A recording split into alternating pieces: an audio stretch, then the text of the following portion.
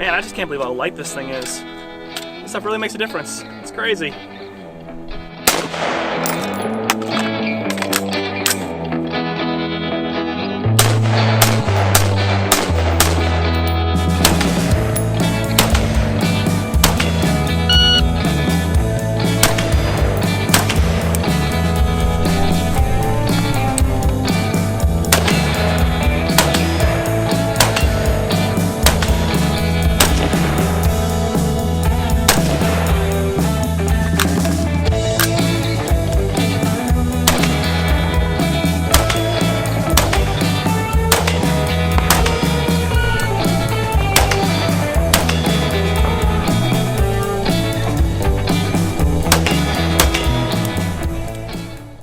Hey guys, thanks for tuning in.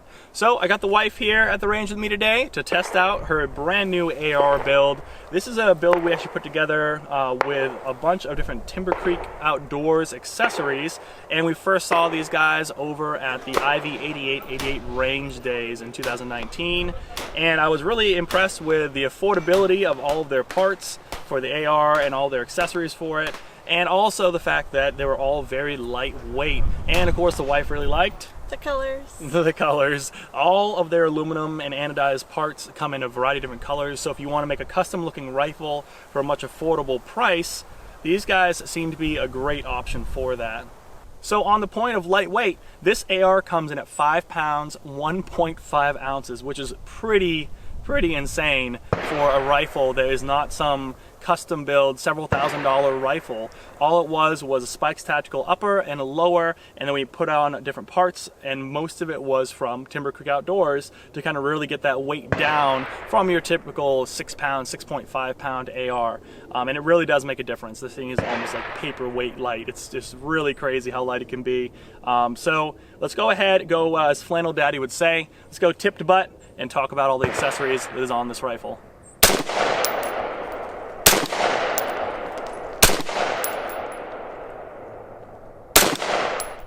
So up first, we have an Aero Precision VG6 Delta 556. This is a flash hider and a compensator, and it does seem to perform fairly well.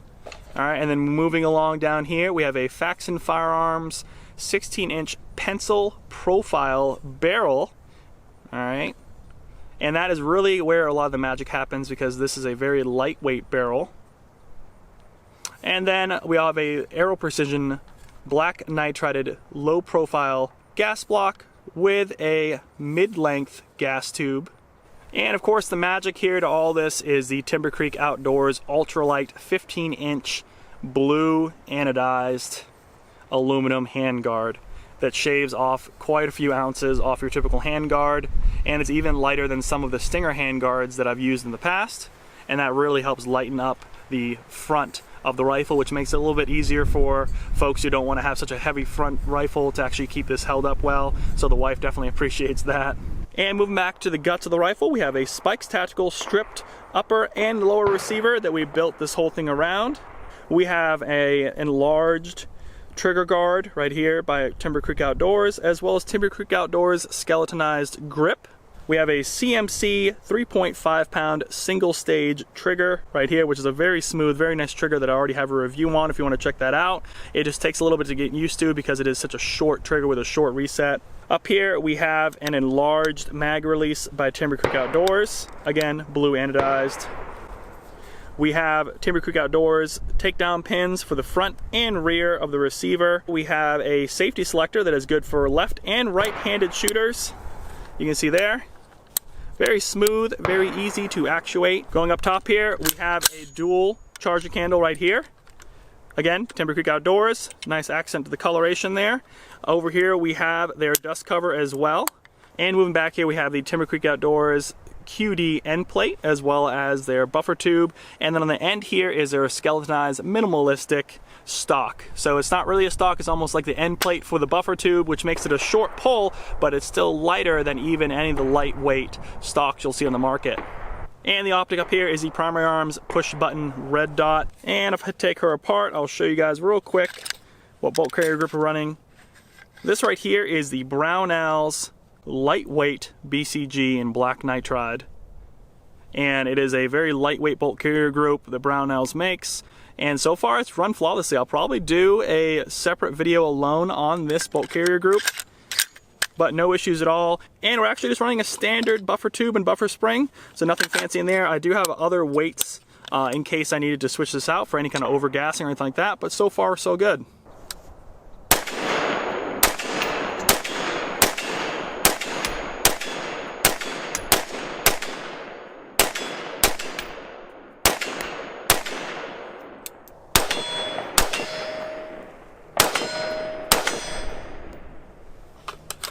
In terms of accuracy for this barrel and this rifle configuration, with just the standard 1X red dot sight, we're seeing just plenty accurate within 50 yards with the red dot hitting steel targets with that new Evil Roy system that's designed to be hit at 50 yards. But we did kind of stretch our legs out a little bit, took her out to some distance as well, and we're hitting steel just fine, as well as our eyes could do with the red dot. So it's plenty accurate for that pencil barrel. All right, let's have some fun with this lightweight AR. We're at 25 yards. See how she does.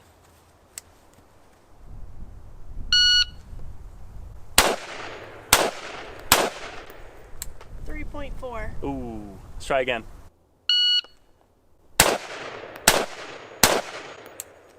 2.95. Woo!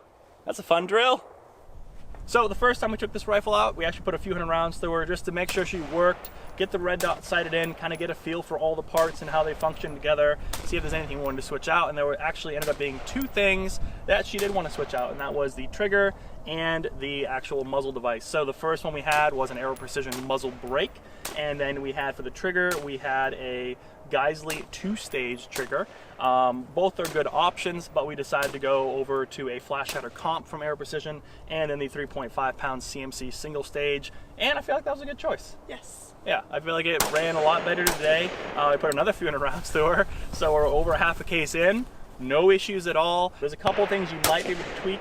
You might be able to change out this grip here. If you wanted to mess up the flow of the cool blue here, which I don't think she wants to, you could switch out for the Magpul super basic MOE grip, and that, I think I looked it up, you'd save like an ounce or two or something like that. Other than that, if you want to spend the big bucks, you could probably switch out your upper and lower, make this even lighter. You can see the ones with the cuts in it, things like that. But the whole reason for this build was because it's an affordable way to make a lightweight AR, and it's something that's great for competition, great for shooting, especially for you want something a little bit lighter, something you don't have to hold up, that's heavy in the front. This is super light in the front, so it makes it so your left arm or your right arm, whatever your support hand is, for you it's right because you're lefty.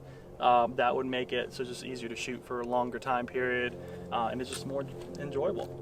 So they did give me a code for you guys. So Timber Creek Outdoors, use the code OECSAVE, and that's 10% off your entire order there. Makes this affordable build even more affordable. So head on over there if you're interested. Link will be down below along with that code. Other than that, I mean, I think it's a great way to get into the lightweight build, and it's definitely worked out for us so far. Absolutely. Yeah, so, well, if you have any questions at all, guys, hit them in the comments below. And as always, follow us on Instagram, like us on Facebook for all the latest and greatest deals on the internet. Subscribe to the channel, like this video, and we'll see you guys in the next review.